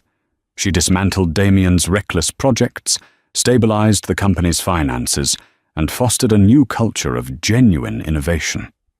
The flawed Prometheus AI was scrapped, and a new, more stable and powerful version, codenamed Phoenix, was already in development. Built on the solid foundation of her original architectural plans, the company's stock price didn't just recover, it reached unprecedented new heights. Catherine Vance became a legend in the business world. She was the subject of a glowing cover story in Forbes magazine, titled "The Architect: How Catherine Vance Rebuilt Her Empire." The article detailed her quiet but crucial role in the founding of Blackwood Innovations and her masterful strategy in seizing control. The accompanying photograph was of her in the new boardroom, poised and powerful, with Alexander Sterling looking on with clear admiration. She was no longer defined by her relationship with Damien. He was now a footnote in her story. Her relationship with Alexander had deepened into a formidable professional partnership and a quiet, budding friendship. They were intellectual equals who challenged and respected one another. There were hints of something more, shared dinners that lasted for hours, conversations that strayed from business to art, philosophy, and their pasts. But they were in no rush. For the first time in a long time, Catherine was building something for herself, on her own terms, and she was savouring every moment. One crisp autumn afternoon, Damien Blackwood sat alone at an outdoor cafe in a quiet, forgotten corner of Soho. His world had shrunk dramatically. The sycophants and hangers-on had vanished along with his CEO title. His invitations to galas and exclusive parties had dried up. He was a social pariah, a cautionary tale whispered about at the very events he once dominated. Serafina had never called. He'd seen her once, photographed on the arm of a much older, much richer European industrialist. She hadn't even given him a second glance. He was scrolling through the news on his phone when he saw it. The cover of Forbes. He stared at the image of Catherine, his Catherine, looking more regal and confident than he had ever seen her. He read the headline, "The Architect." The word twisted in his gut. He read excerpts from the article, quotes from Marcus Thorne praising her vision, from industry analysts lauding her genius, from Alexander Sterling calling her his most valuable asset. There was a small, bitter paragraph about him, describing him as the ousted founder whose aggressive but reckless leadership had nearly ruined the company. He was the villain in her heroic tale. As he sat there, a wave of cold, hard clarity washed over him. He had never truly seen her. He had seen a wife, an assistant, a reflection of his own success. He had never seen the brilliant, formidable woman who had been standing beside him all along, holding up the pillars of his kingdom. The slap had not been a show of strength. It had been an act of catastrophic weakness, the desperate lashing out of an insecure man terrified of the power his wife quietly wielded. He looked up from his phone just as a black town car pulled up to the curb across the street. The rear door opened and Catherine stepped out, followed by Alexander Sterling. They were laughing about something, their heads close together. They were heading into a renowned art gallery. She looked radiant, energized, free. She didn't see him. He was invisible to her now, a ghost from a past life she had shed completely. He watched as Alexander held the gallery door open for her, the gesture one of casual, genuine respect. As she passed through the doorway, she turned and gave him a smile, not the practiced, polite smile she had worn for a decade as Mrs. Blackwood, but a real, brilliant smile that lit up her entire face. Damien felt a profound, aching emptiness that had nothing to do with money or status. It was the realization of what he had truly lost. He hadn't just lost a company. He had thrown away the one person who had seen greatness in him and had dedicated her own genius to making it a reality. He had shattered the most valuable thing he ever had, not with a single slap, but with 1,000 cuts of ego and neglect. He was left with his diminished fortune and his cavernous, empty penthouse. She had the company, the respect of her peers, and a future she was building for herself. The final reckoning was not a dramatic confrontation or a shouted argument. It was this, a quiet, undeniable truth settling upon him in a lonely cafe. He had slapped his wife to please his mistress, and the next day she had arrived with an army and calmly, methodically, taken back the world she had built, and he had no one to blame but himself. And so, Catherine Vance's story becomes a powerful lesson in value, respect, and the quiet strength that so many people underestimate. It's a reminder that the silent partner in the room is often the most powerful, and that true strength isn't about raising your voice or your hand, but about knowing your worth and having the courage to claim it. Damien Blackwood thought he was breaking his wife, but he only succeeded in breaking the chains that held back a titan. She didn't seek simple revenge. She sought reclamation, building a brighter future from the ashes of a painful past. What did you think of Catherine's incredible transformation? Was her boardroom takeover the ultimate power move? Let us know your thoughts in the comments below. If you were moved by her story of resilience and empowerment, please give this video a thumbs up and share it with someone who needs to be reminded of their own strength. And of course, for more compelling stories like this, make sure you hit that subscribe button and ring the notification bell. You won't want to miss what we have coming next. Thank you for listening.